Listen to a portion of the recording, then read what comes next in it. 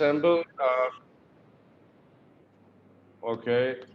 I just got a call from Dr. Nadeem. He's going to be joining us very soon. So as the co-moderator, if you allow me to start, I hope everyone can hear me. I think we have enough people now online, as I can see, that I think we should just start. Let me first quickly, number one, thank everybody for contributing. A special thanks to Richard Bullock. Obviously, Dick's been a great mentor for me, myself personally, but obviously he's also done a lot of work with Pakistan Railways. So I think that this is very fortunate that he has been giving time to all these webinars, and I really must appreciate that.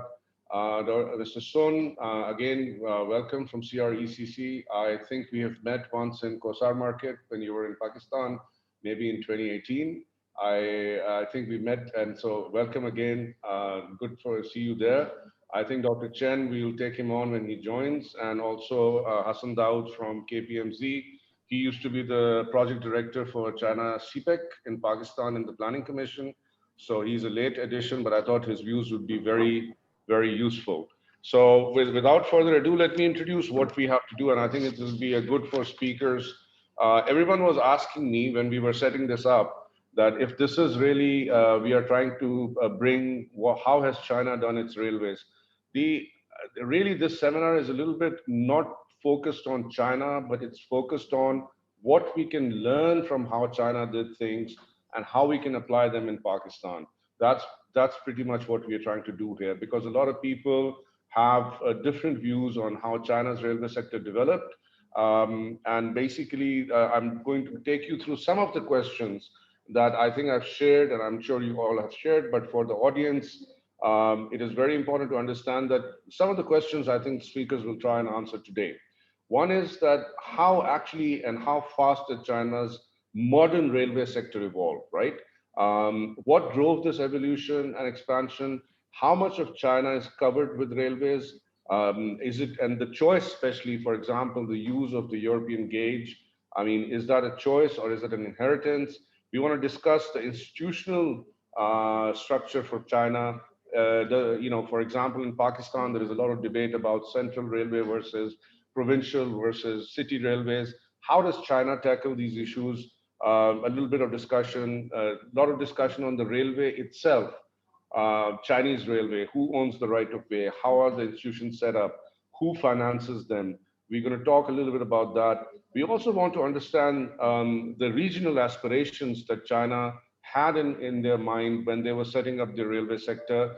I personally have been part of, had the, let's say, the good luck when China ran the train from there to London. I was in Kazakhstan during those days, and so the movement through Kyrgyz had the chance to witness a lot of those news and anything on that. So without further ado, let me start, and I think maybe Dick, you can set the stage. As you all know that Richard Bullock needs no sort of introduction, but it is incumbent on me that I sort of read out for those of you who are meeting him for the first time.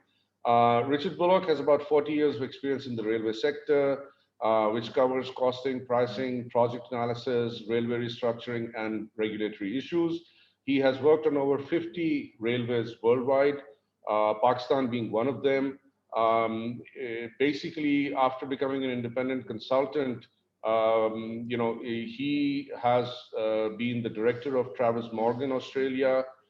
Before being an independent consultant, he's worked a lot with the World Bank, but most importantly, I think Dick and Paul Amos, another friend of ours, were heavily involved in the China railways and in terms of advisory. So over to you, Richard, for taking the show and starting. Thank you. Okay, how long have I got? 15 minutes, is that what you want? Yeah, 15 minutes is really 4 speakers, so we're doing 15 minutes, so we have 30 minutes for the question and answers. Thank you very much. Okay, so I'm going to, this is a very big subject, and I'm going to go through it fairly quickly, but I hope that this will raise questions that people can discuss. So first of all, what about the evolution of the Chinese rail sector? So look, the first lines were about 1900. I mean, the very first ones were, I think, 1870 something in Shanghai. and the emperor didn't like them. But the first real railways were around 1900, and they were all concessions. And they continued to be built, but they were badly damaged in the war, in the Second War. And in 1949, China had about 22,000 kilometers of track, poorly maintained, war damaged. 1,000 kilometers was double tracked. Nothing was electrified. So they set about building lines, and they built lots of lines, very hard way, with a lot of manual labor. They built some amazing lines, actually, at that time, with the equipment they had. And of course, one of the most famous things for me is the Nanjing Railway Bridge, which the Russians were building it. They fell out with the Chinese. They packed up, went home, and the Chinese actually designed the thing and built it and completed it, which is an amazing achievement at that time. In 1990, things were starting to open up in China with Deng Xiaoping's reforms. At that stage, there were 58,000 kilometers of track, but the Ministry of Railways controlled everything. Railway construction, railway operation, railway manufacturing. And at that time, to do all that, they needed 3.4 million staff. So I have often heard that one or other of the post offices in either India or Pakistan has that many people, but had 1 million people or something. But it's nothing compared to what China Railways was in 1990. At that time, they were carrying 1 billion passengers, 1.5 billion tons of freight. 91, big thing, the railway law, the first comprehensive and sector-specific legal framework for railways in China. From 95, steam was phased out. But I have to say that I think the railways fell into a bit of a, they didn't really make an enormous amount of progress in terms of traffic during the 1990s. But things really started to change in the early 2000s. And the big catalyst for this was what was known as the Medium and Long-Term Development Plan, which it was, I'll come to this in a minute, but this was a major thing that I think Pakistan could do very well to copy. Very well to copy. It was the first sector plan in China to go beyond a 5-year plan, the first one. So I've been told, and I think that's right. So the MLTTP, the long-term development plan, had a number of features, but one of them was separate tracks for passenger. And this led to the high-speed trains. And that was in 2008. I wouldn't like you to think that there was nothing before 2004. There'd been a lot of work from the mid-1990s in terms of trying to develop things and looking at rolling stock and so on. But the real impetus came with the development plan. So 2008, the first high-speed development plan. First high-speed railway. Then 2012, big change. MOR was abolished and China Railways was established. So China Railways is now, I think, what you'd call an SOE, but it's not just any old SOE. It reports direct to the State Council. You cannot get more powerful than that in China. So that's something to remember. They have got a hotline to the State Council, and I think they're the only SOE that does. And development then continued. By 2019, which was the year before COVID. Well, last year there was 140,000 route kilometers, 3.3 billion passengers in 2019. 2.2 of those are in high-speed rail. That's something like 60% are in high-speed rail, from nothing in 2008. And there's 4 billion tons of freight, each going 700 kilometers. So if you think that that is 1 million times, broadly, the freight that's going between Lahore and Karachi 1,000,000 times, about the same distance, it gives you some idea of how much freight they shift around the country. In terms of institutional arrangements, China is broken up. It's got 18 what are called regional administrations. So these are a bit like the zonal railways in India, except I think they're probably, they're more powerful locally than the zonal railways are, but they're still under the control of Beijing. So they are in many ways separate. Well, they are separate bodies. They've got their own balance sheets. They've got their own P&Ls. They've got their own general managers. They've got their own targets and so on. So that's more than the zonal railways really do have in India. But they still are under the central control, I think, particularly in terms of timetables and train control, and in terms of what trains they run. I've been in places in China and I've said, well, why don't you do this? And they say, Beijing hasn't told us to. So, you know, that's a bit like the railway board in China.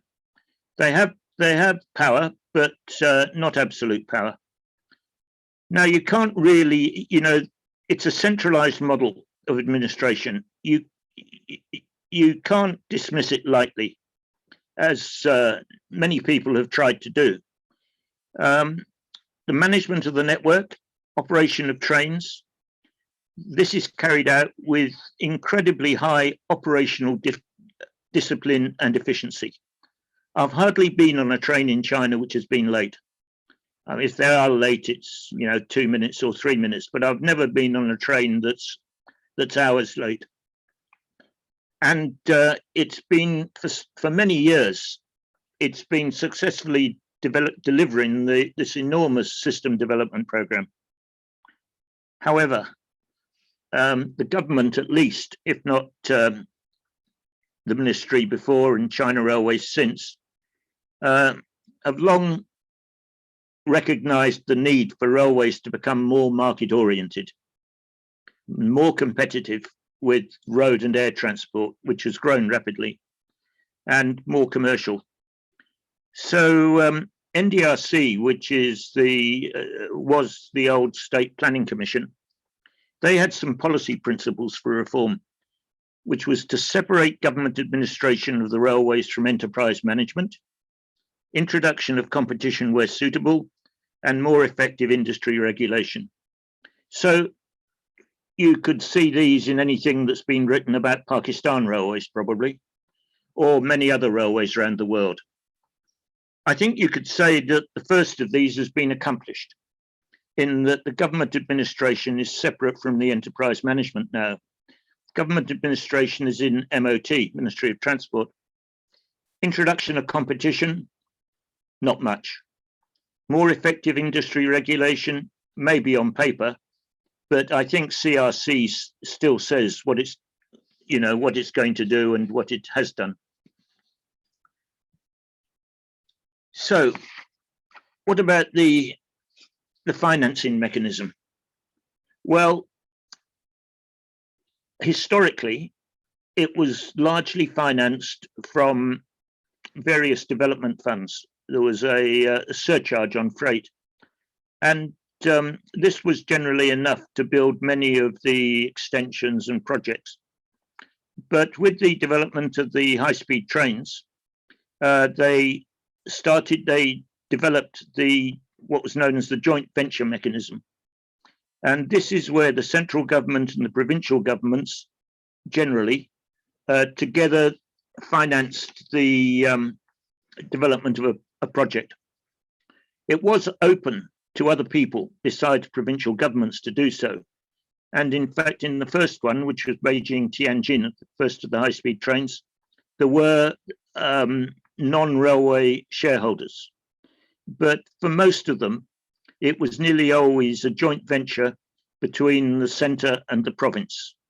And they would have 50-50, well, each of the parties would generally put in, the shares might not be even. It depends on the circumstances.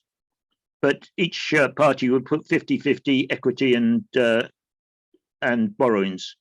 And of course, you had to get equity. So where are you going to get the equity? So the Central Railway, we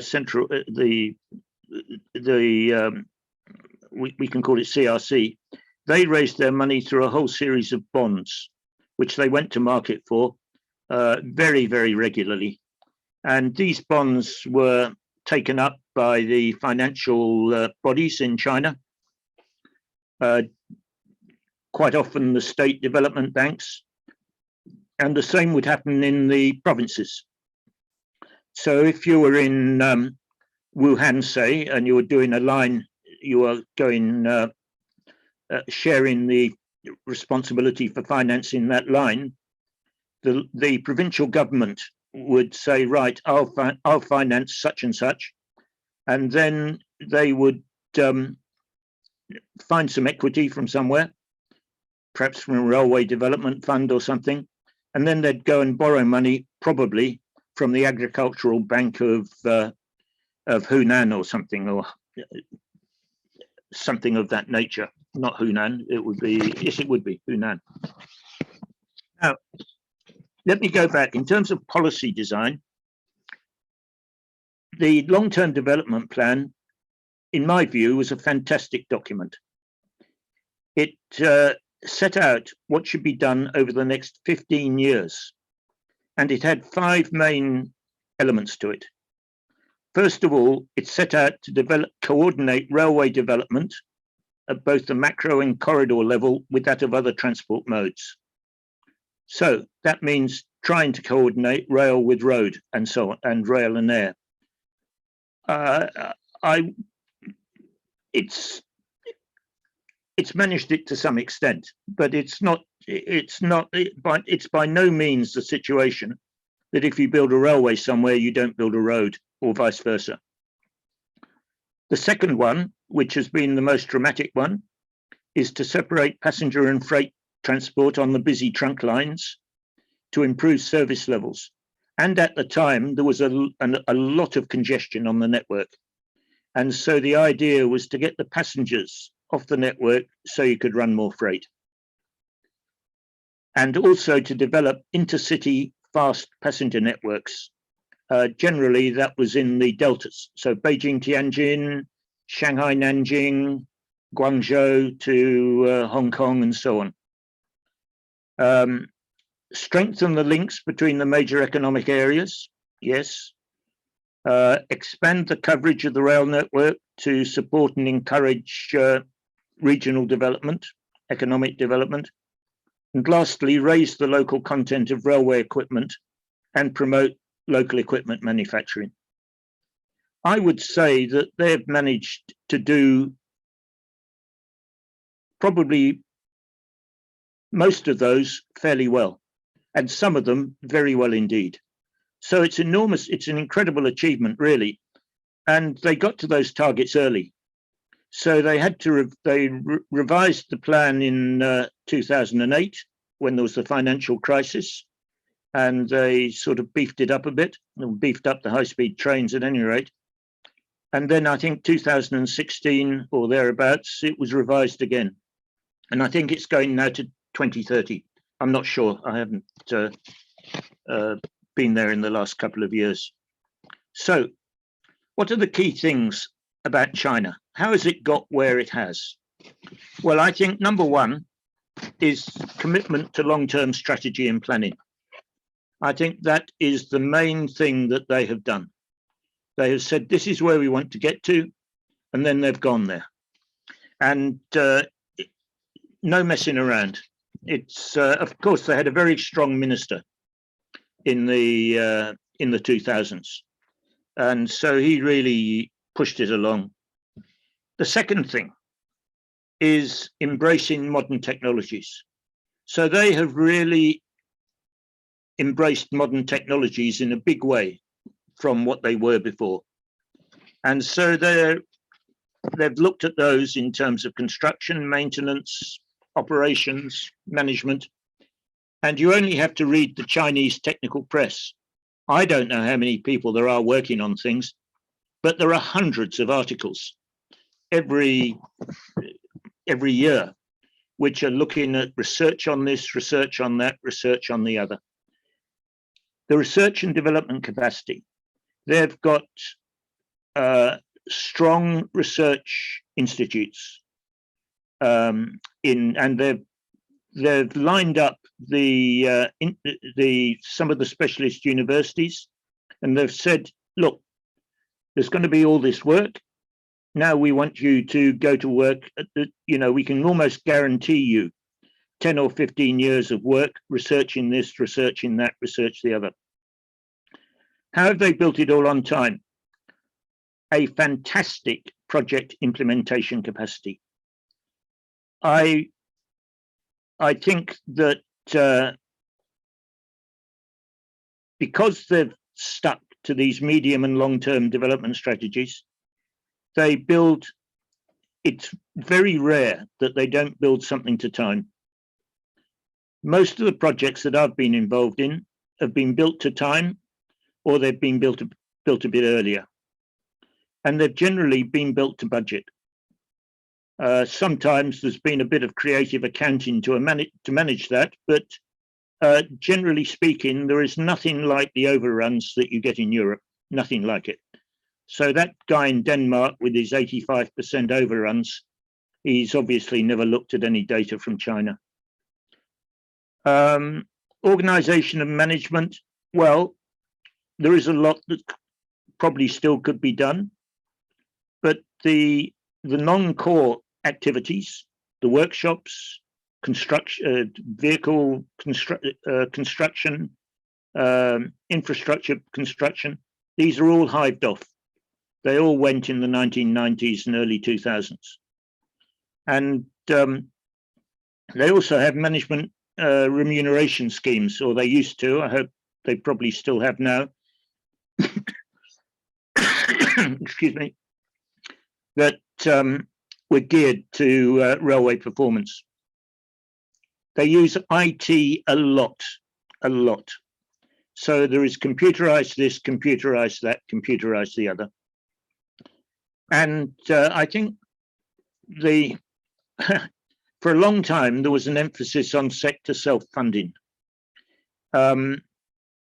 This was all right for years, but they've really, I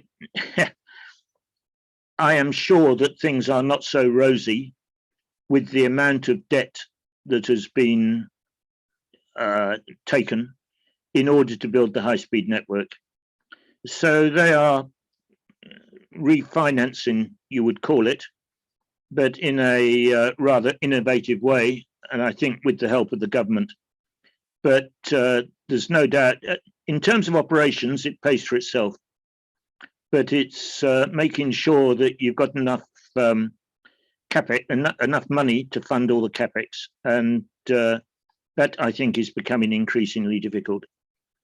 Anyway, that's a quick tour of these various topics, and after the other people who speak, I'll be glad to answer any questions after the other speakers have concluded, but they may well answer many of the questions that you will have from what I've said. So that's it, Emma. Thank you very much, Dick. That's very kind of you. So I think I take a few points before I go to the next speaker. I think that this discussion takes us back about the medium and long-term development plan to the discussion, if you remember, I think it was in our second seminar when we had Imran from New Zealand, who basically talked about basically having a sector-wide view, not just a subsector. In other words, if you look at the transport sector, and I, just for the sake of the audience and maybe to for the knowledge of Mr. Sun, like Dick, I myself in '98 was heavily involved with a gentleman called Midge Stanfield when I was in the World Bank, looking at how China was financing its expressways. So we basically came up with these various models in our advisory capacity. And I remember that in 2004 was when I was there for a TIR convention hosted by the Ministry of Transport. again, this discussion came to the fore that China had actually, while, as Dick mentions, that the discussion on financing was self-finance at a railway level, but at the same time, there was a view on what's happening on transport at a national level, which is something which, unfortunately, we totally are missing in the way Pakistan Railways, Pakistan road sector has actually developed. And if you had attended one of our first seminars, we had a lot of this, and you will find this in when we publish this, all these webinars, you will find that Pakistan had this very unfortunate that after the what we call the Harvard Advisory Group came in the 50s, basically after the first 5-year plan, if you pick up the second 5-year plan, there is suddenly just a statement that says, we must finance roads because roads are more flexible. And that's it. I'm putting this in a very simple way, but that's what you get from 5-year plan number 2, 3, 4, 5 in that. And I think this is more for the audience to understand that, Pakistan has really never sat down and looked at the entire sector expenditure, what we call a public expenditure review, which looks at operation, provision, which means the actual construction, everything, and the maintenance of the sector, and also on the revenue end, who collects what, how are sector revenues collected. But with that, maybe it's good to now go over to Mr. Shun. Mr. Sun, you've heard Richard explain his sort of overview taken from the outside, having been in China. So it'd be lovely if you can expand. And I think 2 or 3 things which I thought maybe in addition to what you have to say, if you could kindly address for us in your when you speak. One of which is that a little bit more about how the railway versus road was decided. If you have any sort of thoughts on that, how did China decide what to do with roads versus what to do with railways? Was there really a thought on that? And the second part is this thing about the autonomy in terms of, basically, if you could expand on the fact that, look, in Pakistan, railway is supposed to be a federal subject and period, right? If a province is benefiting from it or a city is benefiting from it, they don't really contribute any revenue to maintaining or operating or building. That's the second question. I'm sorry about this, but the third and most important one, the China railway, when it comes about, right? You basically hive off your manufacturing, all your other appendix industries. How do they survive today? So with that, over to you. And sorry if I loaded you with too many questions to begin with, but over to you, Mr. Sun. Thank you. Thank you very much, Mr. Ahmed. So I would try my best to answer your questions by my presentation. But in fact, it's a very, very big topic. I don't think I can satisfy you, but I will try my best.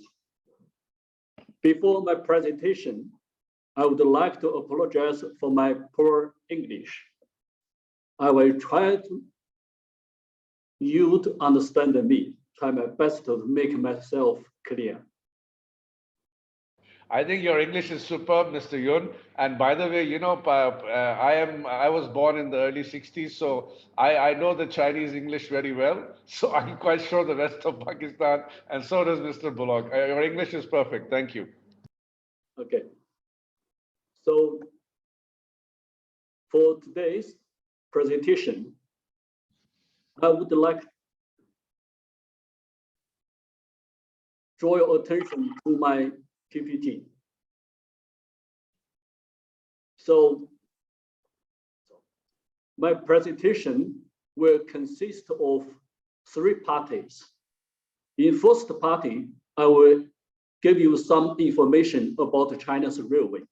Since the first speaker have given you a detailed information, I will just give you a broad picture.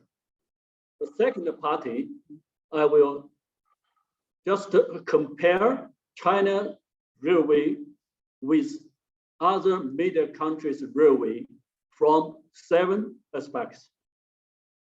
Thirdly, I would like to give you some suggestion on Pakistan railway. So let's move on the first party, introduction to the China's railway. As the first speaker have give you a lot of information about it, I would draw your attention to year 2020. In year 2020, China Railway newly put into service around about 5,000 kilometers, of which 2,500 kilometers are high-speed railway. The total length of railway in service is around about 146,000 kilometers. The high-speed railway in service is around about 38,000 kilometers. The passenger volume is about 12 billion people one year. And the freight volume is about 3 billion tons. So this is just the information of in 2020.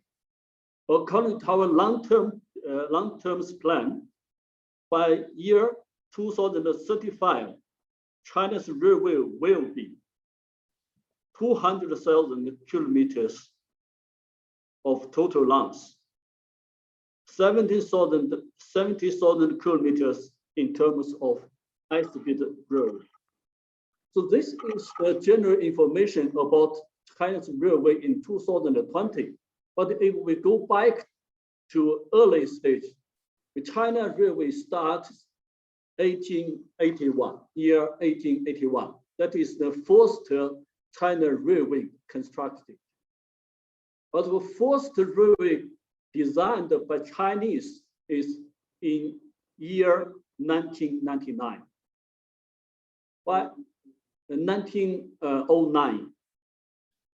By year 1949, the total length of China's railway is about 13,000 kilometers. If you compare year 2020, so it's a huge difference. It means a huge amount of China railway has been constructed after 1949. The China Railway has experienced 5 periods of development, of which 2 phases are very excellent, which is year 1997 to year 2007, and which is upgradation of the existing China Railway. From 2008 to now, mainly it's the high-speed railway. So it's a different story about the China's railway. If you ask me why China developed railway so fast, and also there are a huge amount China railways in service, I would like to draw your attention to the relationship between China railway freight and the GDP. If you see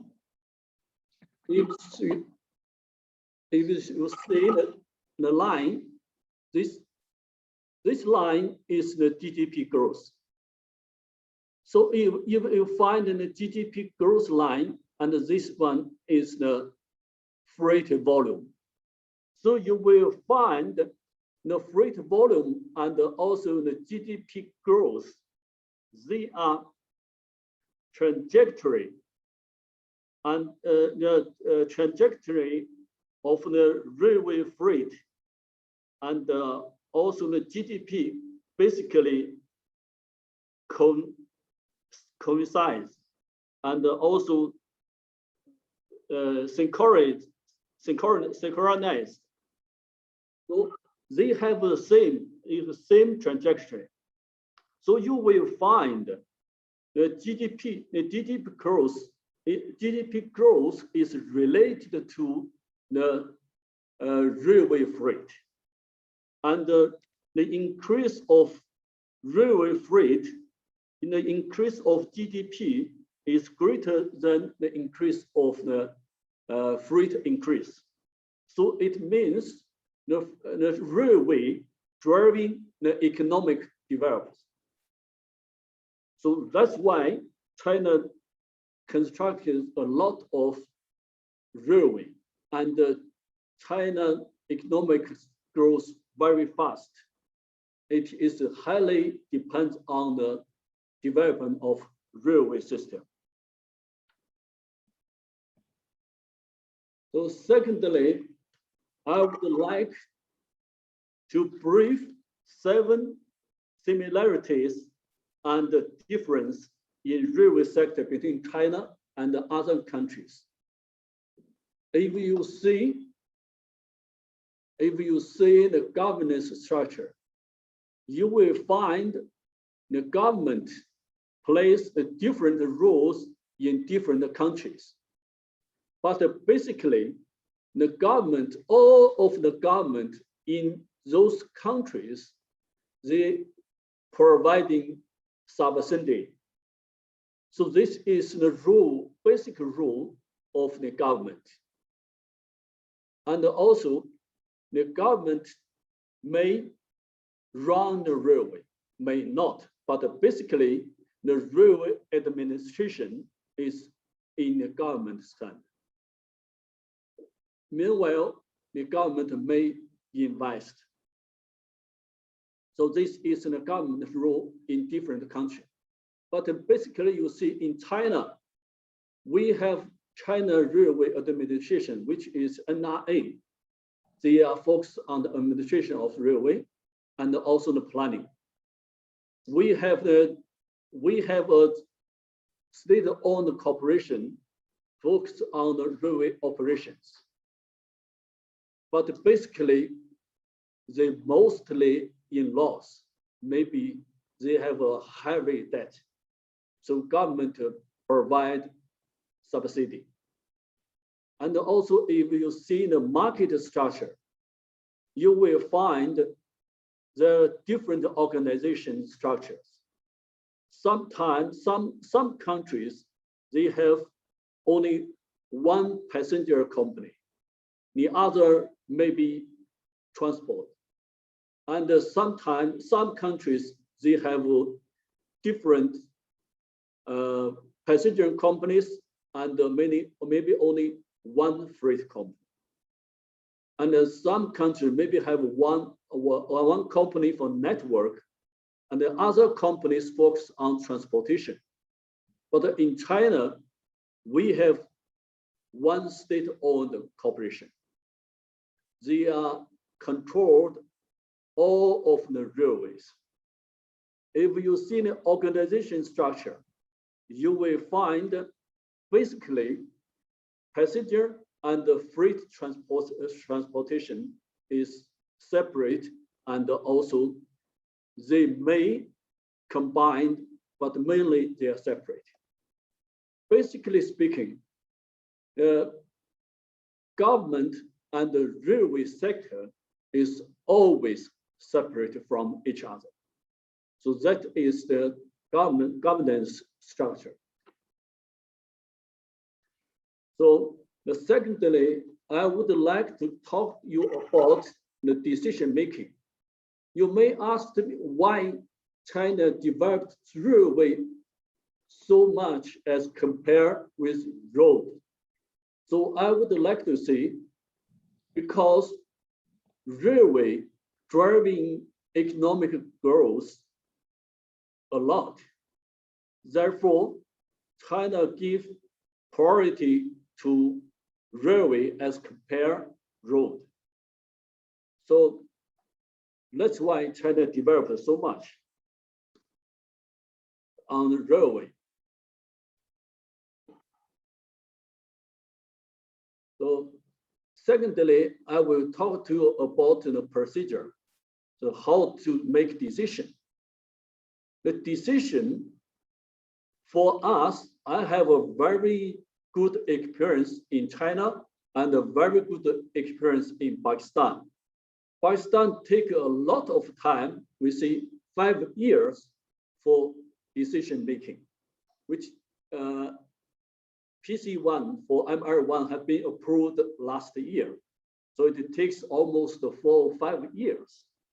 But in China, it normally takes only 2 or 3 years for feasibility study and also bidding process. I mean, between bidding process and also for feasibility study, in China, we take only 2 and 3 years, 2 or 3 years. For PC1 approved, China normally spend only 1 month, sometimes even 1 week for PC1 approved. So you may find for China is they spend a very short time to make decision. It may be because of 5 years plan, long-term plan, short-term plan. It may be because China give priority to railway. It may be because railway can driving the economic growth. But in fact, China pay a lot of attention to EIRR, which means economic internal rate of return, instead of FIRR. China is expecting EIRR about 80%, which is much lower than the requirement of Pakistan. For new constructed railway, China demand FIRR about 3%, which is much lower than Pakistan's requirement. So you can find we are not focusing on the rate of return, but we are focused on how railway can driving the economic development. That's why railway can do so well. Third one, I would say the source of financing. In China, generally speaking, it's investment of government, but somehow it may be central government, maybe local government, SJV, maybe other state-owned corporation. But generally speaking, that is government investment. Sometimes maybe we can get some private capital, which is in China another source. Sometimes the private enterprise, they are investing in railway as well. If you focus on the other countries, you will find government is the major player, is the major investor to invest in government, in railway. No, in those 5 countries which are listed here, all of government, they are at least one of the investor. So government is the major player, major investor. So we talk about the land acquisition. But the land acquisition is, I think it's very easy in China because all of the government, all of the land belong to the government.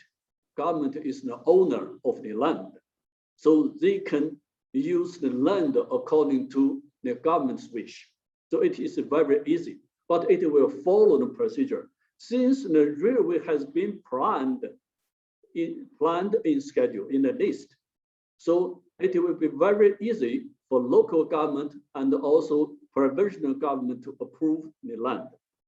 So it's not as difficult as Pakistan. Fourth, I will talk about the construction period. So we are following the philosophy that early completion brings early benefit and more profit. So in China, all of the authorities and also consultants and contractors, they focus on the early completion. So the construction period is normally only 3 to 6 years. So it's very, very faster than other countries. So I would like to focus on safety management. Different countries have a different safety management, but in China, our philosophy is safety first. For safety purpose, we can spend more. We can spend more money. We can wait. We can also compromise all of the activities can compromise for safety purpose. So I won't go to details. So you may go to different parties, but I will just tell you about the China's arrangement management. China's safety management is a safety first. For safety purpose, every activities can compromise. We can spend more money. We can delay any of our workers, which may be different from the other countries. As number 6, I would see the technical standards. Why China Railway developed so well? Not only because of the university, because of the research institute, because of the construction company, because of the institute. The main reason is China have developed their own technical standards. Their technical standards cover the different aspects, categorized based on levels, which may be national standards, industrial standards, enterprises standards. It may be categorized by types of railway, maybe some for normal railway, some for high-speed railway, some for freight railway, which is different. And it may be categorized by the stage of the project, some for design, some for construction. It also categorized based on disciplines. But I would say China has its own standard and codes for pricing. We have special standard for cost evaluation. It is very easy for everybody to use the computer to work out the cost according to the standard. And also the government set up the criteria according to this standard. It's very easy for government to make a decision according to the standard which set up by government. It's an easy way to make decision. It makes everything easy. But for the market price, for market quotation, it will always depend on market. Any contractor can quote by themselves. So that makes things easy. For all of these standards, I think you know British standard and American standard very well. Here, I'd like to see the Germany railway has its own railway system as well. But Pakistan, you are still use British standard. You have your own standard. So how will you make your decision? How you make decision according to British standard? I don't think it's very easy for you, for all of Pakistan railway engineers. So the second, I would like to talk about China Railways. Mr. Sun, this is amazing. 5 more minutes because we have one more speaker to go. Maybe Okay. 5 more. Okay, thank you. Yes. So for the seventh, I would like to talk about the affiliated industries, railway affiliated railways. By railway development, we have set up a lot of railway affiliated industries in different areas, not only for one project.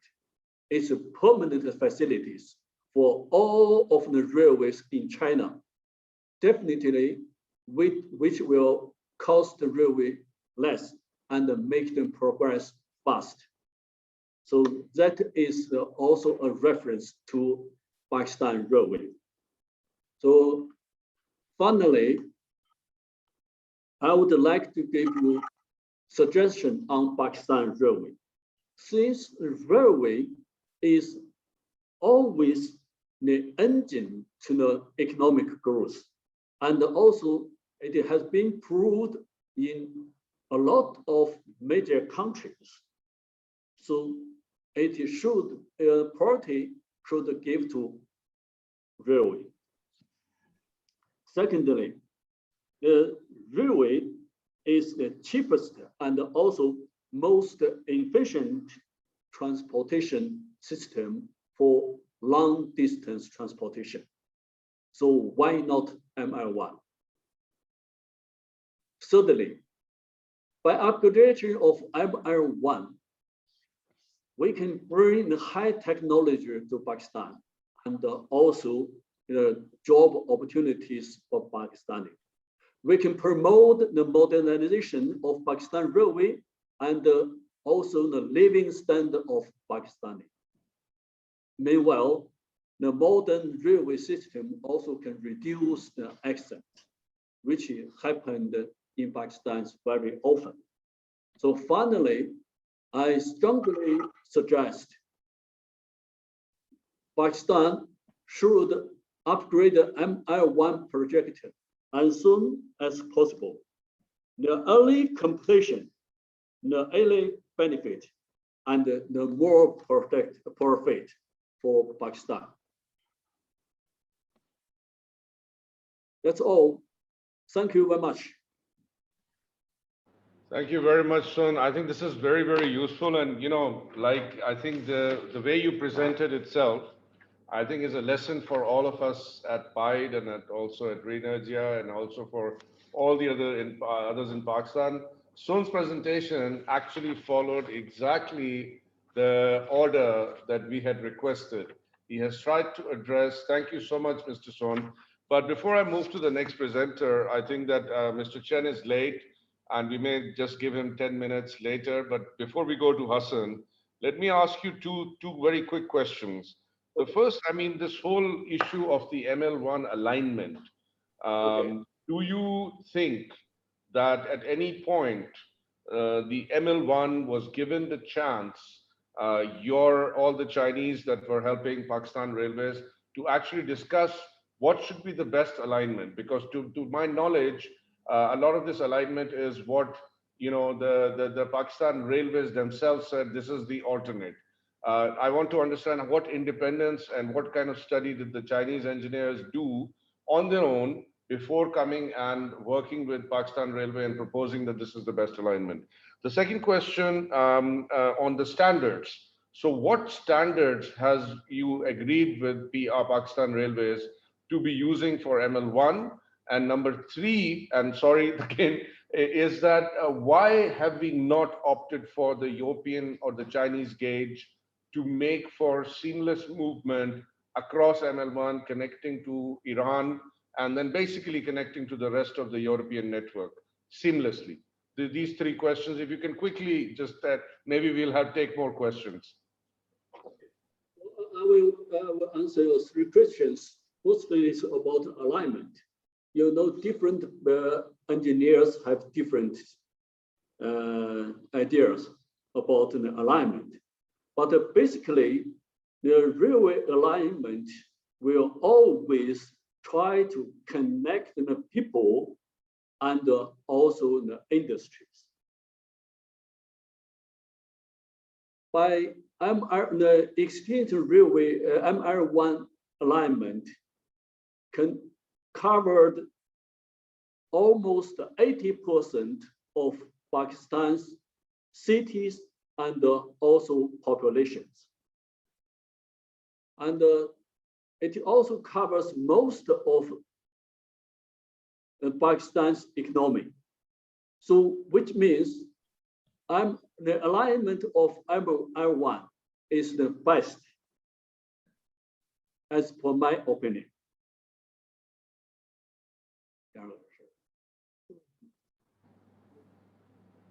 Okay, so next. For the standard, as per the framework agreement, international standard will be adopted for ML-1, which means international. Different people have different ideas, different engineers follow different. So we are still discussing about the standard. Maybe it's the favorite pastime of Pakistan, right? Discussion. Yeah. But my last question quickly before we start, and maybe Mr. Chen will join, the choice of the gauge. Yes. Why? Okay, for the gauge, network, railway network is an entire system, not only for ML-1. If you want to change the gauge of ML-1, you have to change the entire Pakistan railways, not only for railway line, but also the rolling stock, locomotive. Everything has to be changed. So it will cost you a lot. No, but we'll keep that towards the end of the discussion. But this is still a very important point, because as you know, you distinguish between the passenger and the freight. Pakistan has only one main line. If you look at the number of traffic, 80% plus of all traffic moves along this line. So there is really not much left in the sunk cost. We'll talk about this later, but hold that thought. Let me move over to Professor Chen. Okay. Professor Chen, welcome. Can we see you? Can you turn on your camera? Do you have a present? There you are. So welcome. Thank you. I know we are running a bit late, but if you can please try and accommodate your talk in about 10 minutes, because we'll have a closing 5 minutes with Hassan. So let me just quickly fill you in. We've had a very good discussion around the experience of China Railways, both by Richard Bullock and so by Mr. Sun. And Mr. Sun has also given a very detailed explanation of how the railway is structured, how decision-making is happening. So I think it's now over to you. But before I hand it over, a quick introduction for Mr. Chen. Mr. Chen is currently an assistant professor in city and regional planning in the Austin Knowlton School of Architecture at Ohio State. He's also a visiting fellow of the Asian Development Bank. His research interests include infrastructure planning, policy, risk resilience, and assessment, and has published over 5 books and over 60 academic publications. Mr. Chen, thank you. And I know it's rather early in the US of A, but thank you again, and over to you. Well, thank you for the great introductions, and also I apologize. Looks like we had a miscommunication about the timing, because in the email I was reading, it was a PST 9 p.m., which is actually Pacific time, which should be 12 hours away. Apparently, there's a miscommunication. Anyway, Chen, let me just add. I mean, just to ease your so because you're coming in, and we apologize from our side.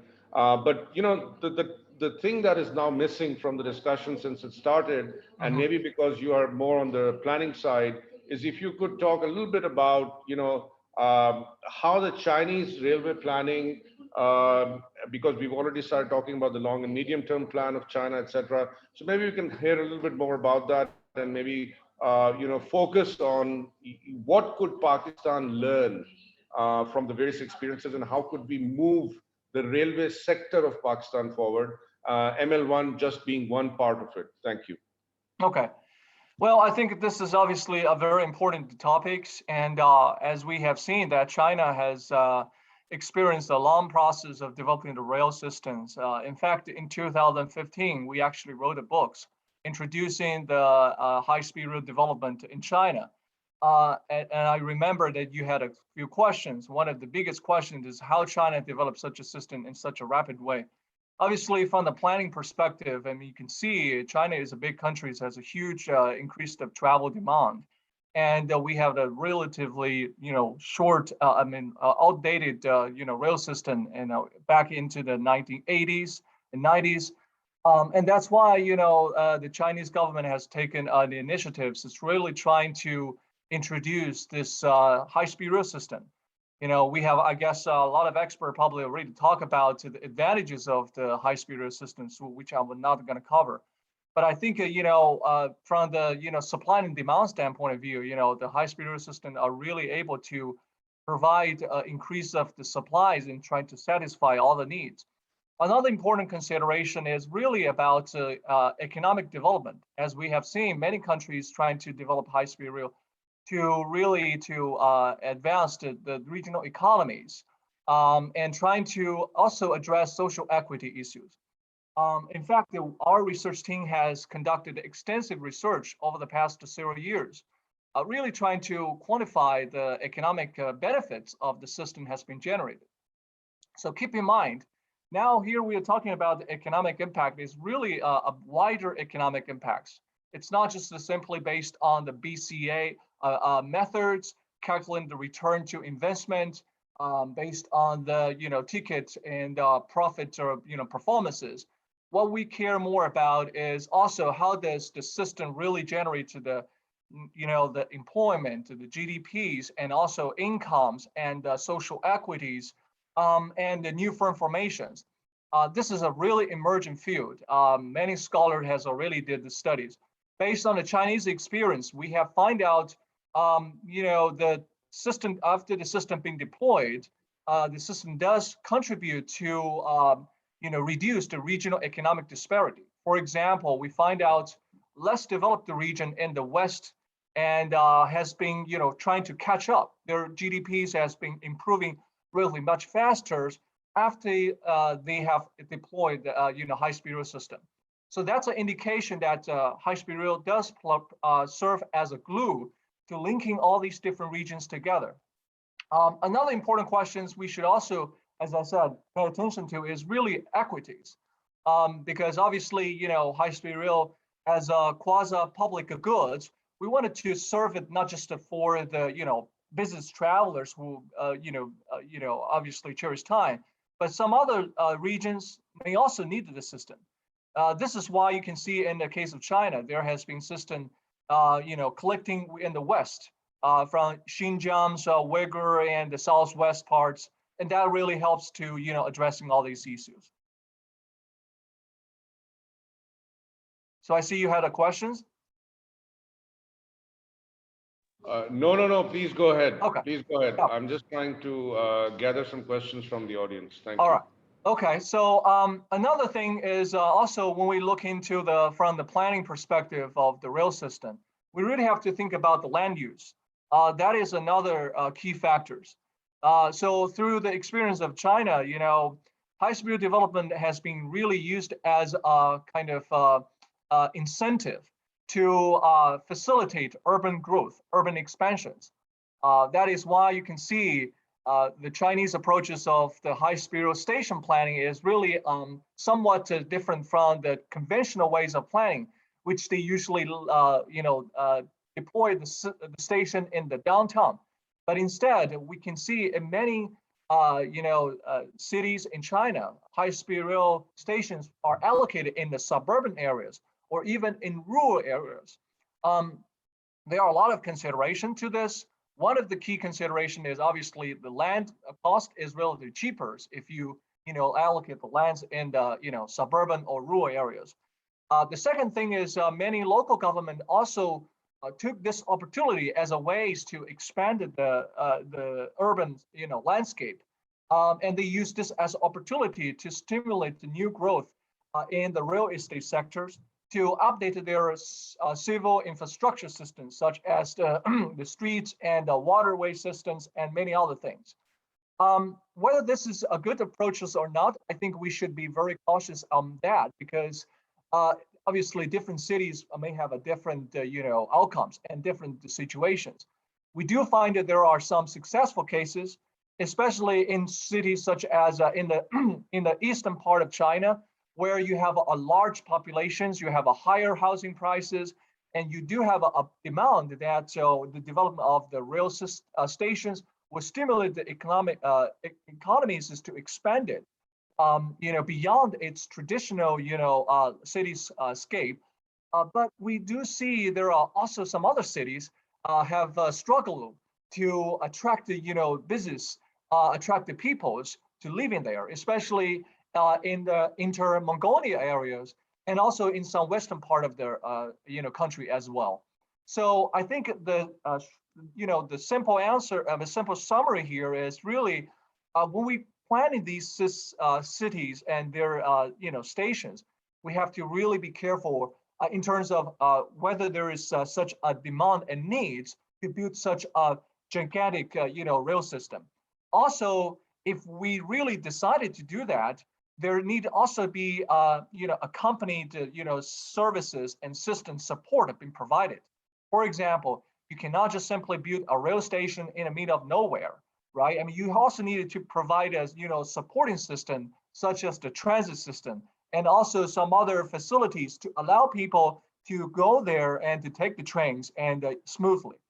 So the other aspects is also, I think, it will be useful and be relevant, from the planning perspective when thinking about rail system planning in the longer term, is really how could we using the rail system as a ways to addressing the climate change, addressing the, the impacts of the unexpected, events that are happening in our world, in our society now. The reason I mention this is because, as you can see, we have been experiencing much more, devastating, climate changes, events such as the flooding, hurricanes, and so on and so forth. And when we're thinking about, transportation planning, nowadays, we cannot just simply thinking about, just one mode itself. The intermodal transportation system, also resilience of transportation, really emphasis on how could we really provide a seamless substitution for passenger and freight, given the disruptions of certain things that happens.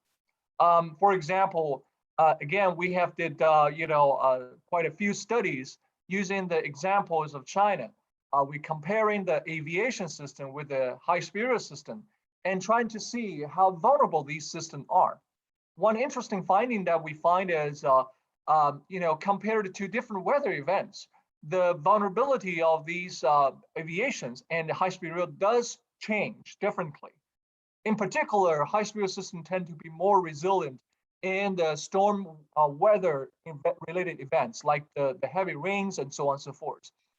So that means, when we're thinking about the planning for these rail systems, how could we really integrate these systems, with the rail, right? With, with the air, with the rail and the bus and so on.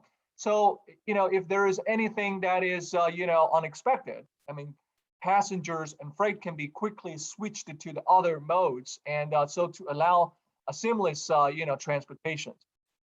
So I think that's definitely also, we should be considering, if, there's a plans to build the high-speed rail system as well. I think this is all what I want to see, but, if there's any further information, I would really encourage people to, look into our recent studies. In 2000, I'm going to share with that links of my two relevant books in the chat boxes in the later. So you can take a quick look about that. And if you have any questions, you can let me know.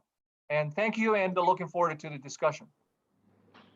Professor Chen, thank you so much. I think that this aspect of resilience that you've brought in, I don't think that we have even ever heard about this in Pakistan, whereas actually somebody like me who's been a practitioner on DRM, disaster risk management globally, I do see the point, and I hope that as a result of the seminar, people bring this frontally, this ability of various transportation systems to react in the case of a tragedy. And the two of the big impending disasters that Pakistan has dealt with and will continue to deal with is floods, seasonal flooding, Earthquakes, Pakistan has a record of it. So how have we seen, for example, the Pakistan Railways being impacted in 2005? The answer is not a lot. We did see the road sector get impacted, especially in the north. There has been another aspect of this resilience, which I think is now very important. And I would like all the participants to really think about this as we go through our seminars, is this whole discussion that the only way to connect to the north of Pakistan and to China is through roads and air, whereas I think that a railway tunnel is the cheapest option as opposed to building a 6-lane tunnel through hard rock. And I mean, the economies of this is just fantabulous. So I think that, you know, Pakistan needs a little bit more vision. But let me go to my last speaker before I open this to questions. And I know, Richard, thank you for staying up. I'm going to try and get through Hassan and then get to the questions very quickly. Mr. Hassan Daud, are you there? I think Hassan's going to talk very quickly about. Yes, I'm there. Could you just let me share my video and my presentation? Nabil, can we allow Hassan to do that, please? Very, very quickly. Yes, sir. Sir Hassan, you are co-host. You can share. You can. Oh, I cannot. I cannot have my. Hassan, I can see that you have all the facilities available. So please turn on so we can see your handsome face and we can look at your presentation. Well, I can't. So. Can you send that across to Nabil very quickly? Can you email it to him and you can start talking? Ah, you have started screen sharing. Yeah, I mean.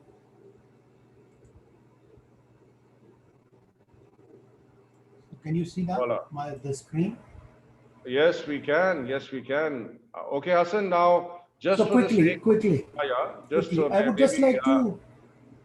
Can I just say one thing before you start? So the idea here is that let me tell the audience a quick introduction of Hassan, because a lot of people don't know you here.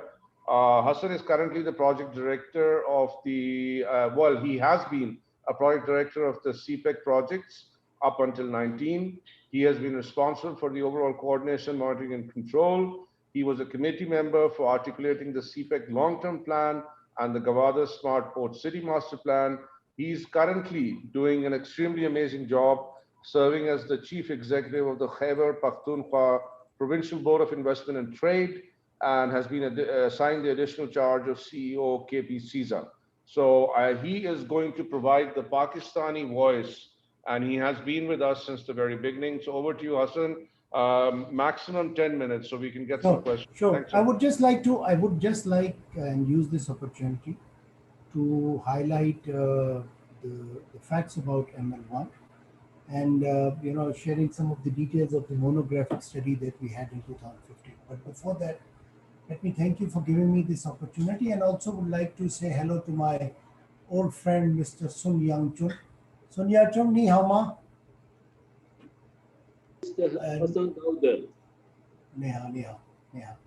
So with this said, please try to understand where Belt and Road Initiative is coming from. This is the kind of web that they have, and I was fortunate to travel across Beijing to Shanghai, and then later to rest of from Tianjin more frequently, and the China high-speed railway provided us great opportunity to travel in lesser time, and also in friendly environment. And also there's a very common phrase using, amongst friends and people who visit China is that, have you ever drank tea while traveling on the China railway speed? And that's great in terms of how things are shaping up. So this is the kind of infrastructure, railway-wise infrastructure is being developed. Xi'an would be taking center stage and then connecting to the Western China, and from there we have the ML-1 here. We have some other connectivity lined up for this. Please also remember that Pakistan lies in the center of 3 engines of growth. I keep saying this because this is very important. And when we talk of BRI, it's about. Hassan, could you just speak up a little bit? Your voice is a little dull. Can you just speak a bit closer to the mic, please? Am I better now? Much better. Oh, brilliant. So with this, having being in the center of the three stakeholder, it's extremely important that we have policies. We must have infrastructure which matches with our uh, friends in Belt and Road Initiative. Unless we do that, the connectivity part would miss, and that would not let us be what we want to be in terms of. So while you were discussing on the congestion part, I got this picture loaded, and this was also from the monographic study, and we were discussing in 2015 when the vision of BRI was given, and also in Pakistan we were working on the monographic study. We clearly understood the difference between motorway and high-speed railway. And when we say high-speed railway, this exactly is not the one that we have in China. This, in terms of our capacity, would still be a transformational milestone, and I would speak about that a little later. But when we speak of railway, I also would like to highlight that it does, Deng Xiaoping quote in terms of addressing some of the evils that Mr. Durrani keeps highlighting in various forums, and he's very passionate about having infrastructure which supports the kind of vision that we have. So I always admire Deng Xiaoping, and in terms of doing something what we want to do, especially with railway, uh, we can only do it through what is flashed in front of us. I will talk about the infrastructure, but later I would also raise a question whether all this infrastructure could be given to the kind of management that we have, and how would that be addressed through an SPV impact. So this is what the long-term plan of railway is. We have ML-1, which is in the darker shade. We have ML-2, which would be sort of a shorter route and would connect Sindh with KP. And then we have ML3, which connects us to Taftan and the western border of Pakistan. Uh, for us, especially for us in Khyber Pakhtunkhwa, in terms of our connectivity with the rest of the national road and railway infrastructure, it is extremely important that we have the ML-1 connected either to Torkham border or at least to Landi Kotal, because we already have an old infrastructure laid down, which is not in good shape, but I think through ML-1 we can address. So what we are working is that the total period is about 8.5 years. It will be done in 3 packages, and this is extremely important because you keep hearing things about ML-1, about Gwadar, but this is something which is close to the actual reality. So the cost as we speak is about 6.8 billion. This would include upgradation, doubling of the ML-1 from Karachi to Peshawar and Texla to Haveli. This is around 1872 kilometers. Laying of new track with improved subgrade for 160 kilometer. Rehabilitation and construction of bridges.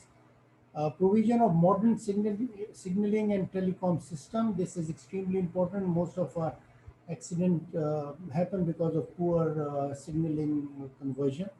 And then fencing of track. And then we also have the dry port near Haveli, and this is extremely important for us in the Khyber Pakhtunkhwa because that makes us the transshipment hub for the northern part of Pakistan. And then last but not the least will be upgradation of the Walton training academy. Ladies and gentlemen, this would increase our speed for freight from existing 65 kilometers to 105 kilometers, and for passenger 120 kilometer to 160 kilometers. So this is phenomenal.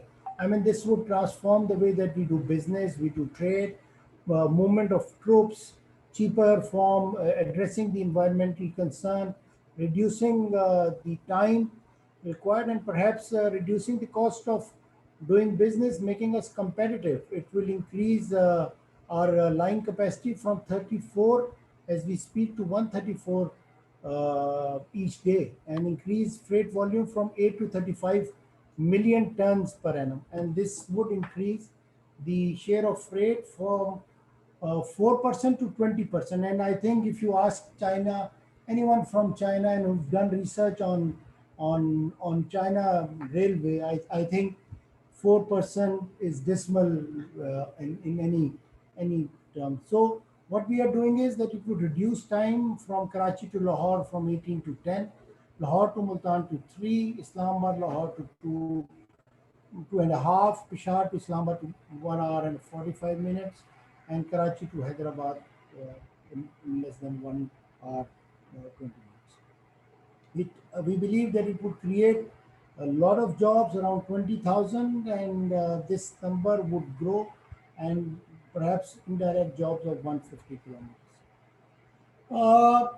We will do this in various iterations and incrementally, phase by phase. We will first go towards the area which is in bad shape, a lot of accidents happening from Nawabshah to Rodi, which is around 183 kilometers. Multan to Lahore is in a fairly good shape, so that would come in phase 2. Lahore to Lala Musa, 130 kilometers again, would be done concurrently. Pandora to Kulowal to Pandora is 52 kilometers. This track is also requiring immediate attention. Therefore, all these four plus the Walton Academy would we had planned initially for January 2021. We are hoping that in forthcoming JCC, which is scheduled in August now, perhaps we will get our result. So package 2 would be Kimadi, Hyderabad to Multan, and this would be around 566 kilometers plus 183 kilometers, and this period would be 2022 to end. And again, the next phase, which is phase 3, would be Lala Mosa to Rawalpindi to Peshawar, establishment of dry port at Havelia. We at Khyber Pakhtunkhwa would want this to happen earlier. We are talking to the federal government, Ministry of Railway, to not just have this done, but also to make our dry port at Azakhel operational through railway. So this would commence in 2023. The main purpose and governance model, and that would be interesting, Durrani Saab, the next slide. But before that, let me build a case. We are looking at building our human resource capacity to handle the state-of-the-art maintenance, operation, and marketing challenges. This is much difficult than it sounds, and lots of heads are sitting together with Chinese teams. We have done a lot of to and fro movement. I have been to China at least 4 times, visiting with my friend Son and also our other colleagues. We are looking at a better accounting system to ring fence income and expenditure of ML-1. We want to work with private sector, set up a special purpose vehicle, and then perhaps working on introduction of a modern business development unit, because we believe, and I strongly urge this, that in the current system, perhaps a modern railway like the one that we're trying to have through ML-1 would not work. So this is the kind of system we are looking at. We want to set up a Pakistan Railway Holding Company with ML-1 as one case, and rest of the railways infrastructure. And as Sun rightly said, you can't just pick the old system and place in a new. That's going to cost us too much.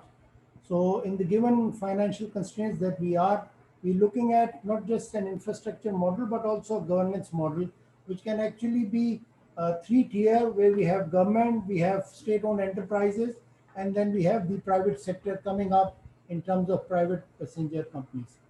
I will skip this slide, and we're looking at a commitment for loan in the JCC. The financial discussion has taken place.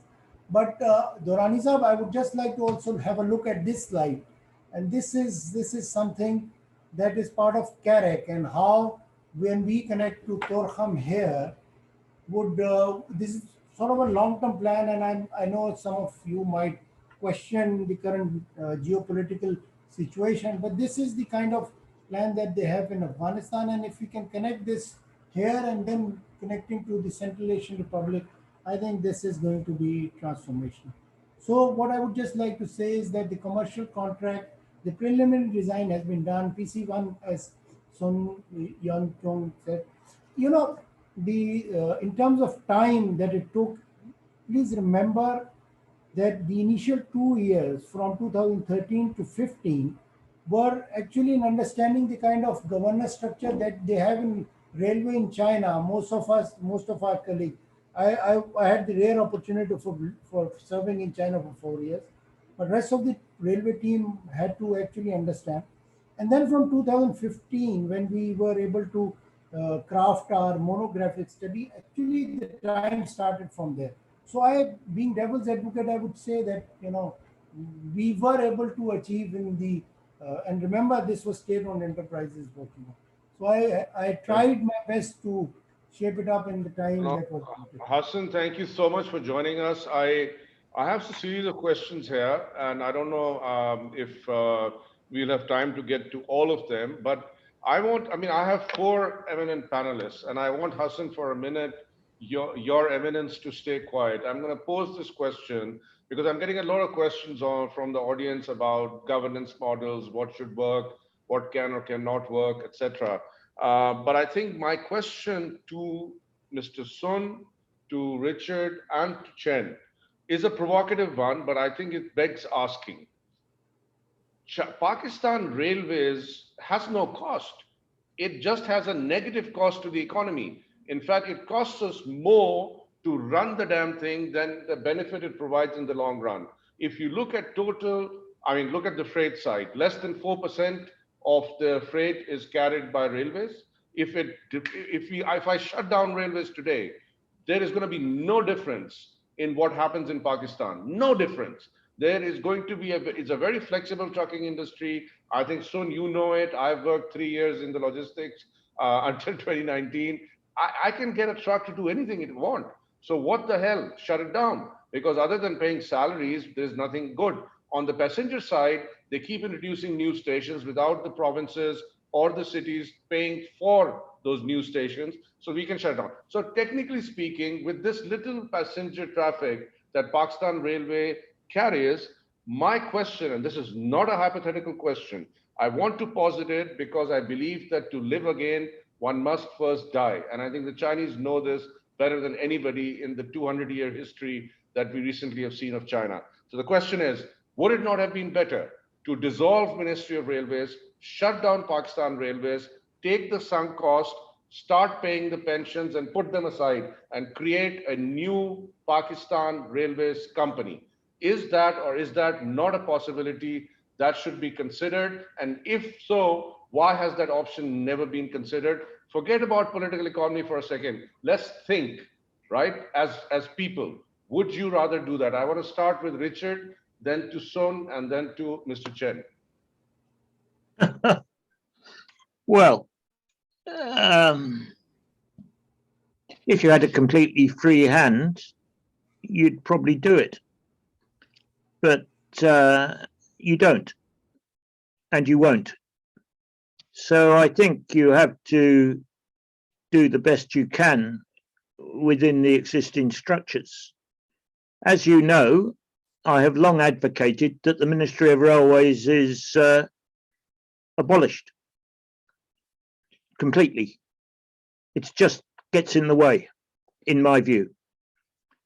And you should have a Ministry of Transport which acts as, which sets the policy framework, which does the supervision, just like it does in most countries, except for India, of course. Well, even in India, they've got a better system for safety. So I feel that you can't do this in a day. But I think that if you modernize ML-1, you will be able to make some very substantial changes in the way the rest of the network is run. So Richard, if I can summarize what you just said, and I think I like that, right?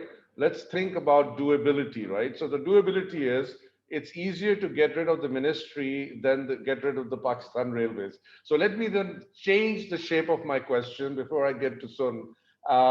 Let's assume the Ministry of Railways, I have a vote, 1 vote out of 3, saying get rid of Ministry of Railways, let Pakistan Railways do what it's doing. Then my question is, should we not set up a new, completely independent railway company for ML-1 so that we proceed with ML-1 without even asking Pakistan Railways and just continuing developing that? How do you think about that? Well, you could do it. You could do it. We did it effectively for interstate freight. Yeah, you could do that. You could do that. It'd be a Maybe bit Richard, tricky. let me get Sun into the conversation. Mr. Sun. Yes, please. It's really a very interesting questions. Because I'm a Chinese, I don't know Pakistan very well. I may not in a position give you a right answer, but my idea is, first of all, you need separate government and also the railway companies, which has been done in most of the countries. Basically speaking, the company is the most efficient unit, not the government. So privatize the railway may be a solution. But the only company for ML-1, I believe, it's not a solution. It's the solution to ML-1, but not the solution to Pakistan Railway. That's my opinion for your reference. No, thank you very much. So, Mr. Chen, we can obviously understand where Mr. Sun is trying to be politically correct. We are all being recorded and God is listening to us. But I think you are sitting in Ohio. I think you can be a little bit more forthright. So what do you say to my questions and what you've heard from the two panelists? First of all, I want to say that, my point is really from the academic standpoint of view, really. And in fact, what I'm hearing is the key question is whether Pakistan should, privatizing the rail system. Is that correct? So I think that seems like the key.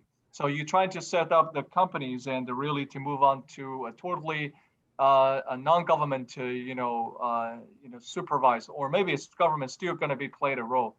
But here are a couple of quick things. I just wanted to, remind everybody, when we start this kind of conversation, many countries have actually already, experienced a long process of these rail system transitions. If you're thinking about the UK's, France, and also Japan's and the US as well. For example, the US, it takes almost about 100 years for them to really moving from the privatized and to another one regulated. And in Japan, it also took a long time. My point is, the transitions for these kind of, political arrangement and institutional structures it's not going to achieve in one day. So there's need to be really a careful considerations, and sometimes it may fail, and they may come back again. For example, in Japan, the privatization has really took a long time, and it actually struggled in the middle, and then it tried to catch up later on. So I think different countries obviously have their own different political and economic status, right? So I really cannot speak for Pakistan, but I think if this is something that is really of interest for the planner, for the decision makers, there needs to be more pragmatic understanding, learning about this institutional reforms, procedures of other countries, and trying to identify what will be the most appropriate approaches for Pakistan to take. Because this is really, need a lot of consideration. You needed to have a strong leadership. You also need a consistent, support, both from, the government and also from the, the general public as well. Also, but I think, the one, approach is really if, Pakistan could organize a lot of, dialogues to keep this kind of ideas going on and maybe establish certain kind of, institutions or, research team works to do this more specifically, that probably would get to the thing started rather than just jumping to the, front and make a decision. So thanks. I think Professor Chen, that is very, sorry to interrupt, but I think I see Richard's hand raised and I want to go to Hassan very quickly for a few comments. Just to give a picture to you and to Sun, and I think that Richard knows this already, But if you look across the sector, the transport sector, whether it be aviation, maritime, road transport, railway remains today the only sector which has no competition, right? There is no privatization in railways, no matter what railway tells me. Filling bogies ain't privatization. Richard, quick comment from you. Yes, I was just going to say, there's an intermediate stage between where PR is at the moment and privatization, and that's commercialization, where you basically set it up with a proper board, which it doesn't have at the moment by any means, where it's a proper board and where the railway is run on a commercial basis and where arrangements are made to redeploy, reorganize the surplus staff. You've got to get rid of this financial lead in its baggage, which is the pensions and its old Spanish practices and so on. And that can really only be done if it's commercialized. But I would also just like to say that it is possible to carve out a part of a network and leave the rest behind. And that's what happened in Queensland in Australia, where they carved out the coal network, privatized it, and they left the rest with the government. No, And so, I mean, it's, go ahead. yeah, so it is possible to do it. But I think in Pakistan, the first step should be commercialization. First of all, blow up the Ministry of Railways, and second, commercialization of the railway.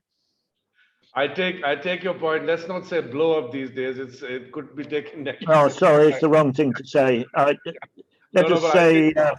I think that we all share the sentiment that. So Hassan, over to you for some last comments. But just to let you know, I think Mr. Chen, Mr. Sun, Richard helped us with this work in 2012 before I left for Kazakhstan. It was under Dr. Nadimul Haq's supervision. We produced a report on a complete redoing of Pakistan Railways, and you will see that even till now, nobody has really read that report, and those who have taken parts of it, but essentially what Richard is talking about, that how we needed to parcel off various lines. We even talked about giving the provinces parts of the lines, let the army run some of the other lines, and then us just concentrating on the main corridor. Over to you, Hassan. Yeah, thank you so much. When we talk of any change, the major role of the leadership is the change management. And as I said, I follow Deng Xiaoping a lot, and I would use his quote again here, that we will cross the river by touching each pebble. It won't happen overnight. You have to go incrementally.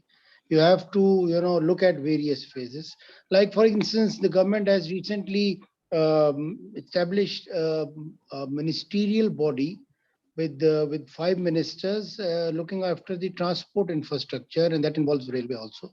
There is a growing debate within the government about not just the Ministry of Railway, but the overall management system across railway. And I agree to what Mr. Chen said, slightly with due apology, disagreeing to Mr. Bullock. What they did was over 100 years of exercise, and now we, first have to really understand, because the way that you are, suggesting is to give various segments.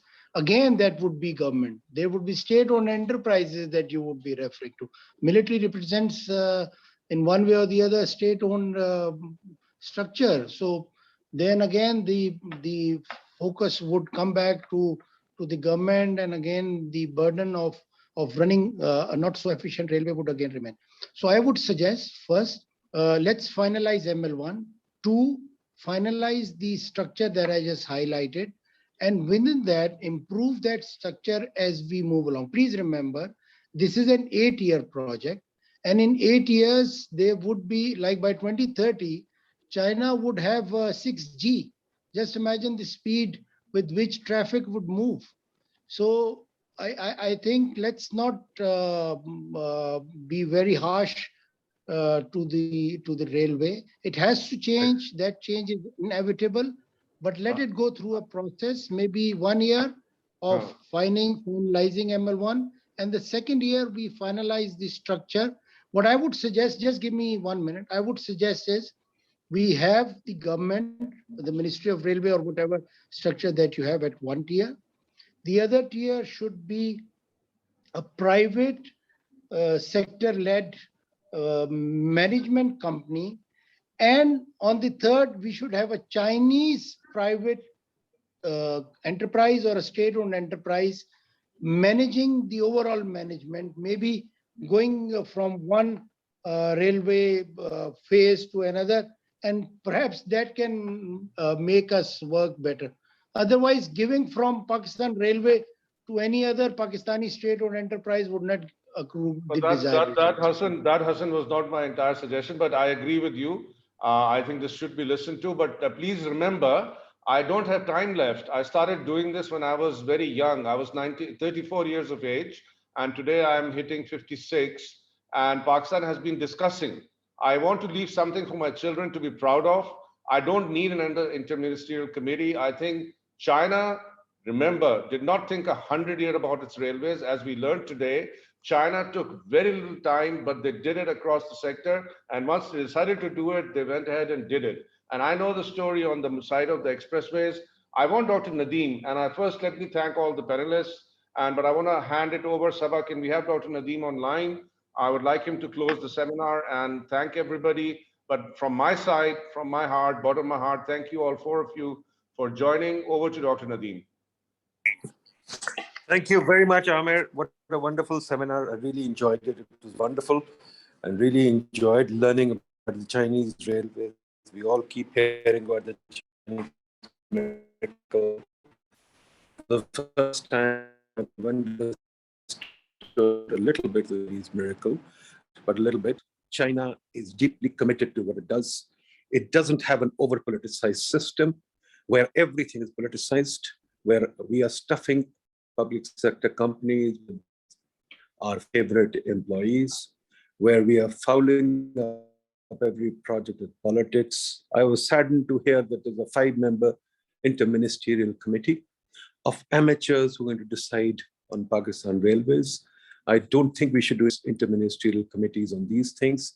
In the rest of the world, interministerial committees don't happen until and unless there's a technical or an academic research that has been done to present to the interministerial committee. I have been on interministerial committees. They are used to throw up ideas over cups of tea and coffee, which is not the best way to do things. In the rest of the world, as the Chinese panelists mentioned, first research bring politics to bear. We put politics up front, which is a pain, unfortunately, but we're going to live with this. I think we should build the ML-1, but I think we should build it, and I hope the Chinese will put in an IMF-type condition on it. First, you said, in particular, get rid of the railway ministry, or secondly, corporatize, commercialize railways, as Richard said, but very seriously corporatize it away from the bureaucracy, away from politics. No political board members. If we can do that, if we can corporatize railways, or else, as you suggested, kill railways, because quite frankly, it's the tax on the system, then only should we proceed with the ML-1, or else we should not. Sometimes we have to be harsh with ourselves. We have to take tough decisions, like I see even in life. We have to face life and death decisions. One of my friends is dying now. His family is facing a life and death decision. We have to face this in Pakistan too. We have mollycoddled our public sector workers for a lifetime, maybe 3 lifetimes. Our public sector workers are so spoiled, they never turn up for work. They collect wages, they foul up all systems, they messed up everything. I hope we can see our way through this someday. But I have little hope, because we live in an over-politicized system. The Chinese have managed to develop a system which is technocratic and not over-politicized. I envy them that. Thank you very much, folks. What a wonderful webinar. Well, thank you to you. Thank you to Sabah. Thank you to all the panelists. All the best to you, folks. We'll continue to learn and hope for a better Pakistan. Allah Hafiz. Bye.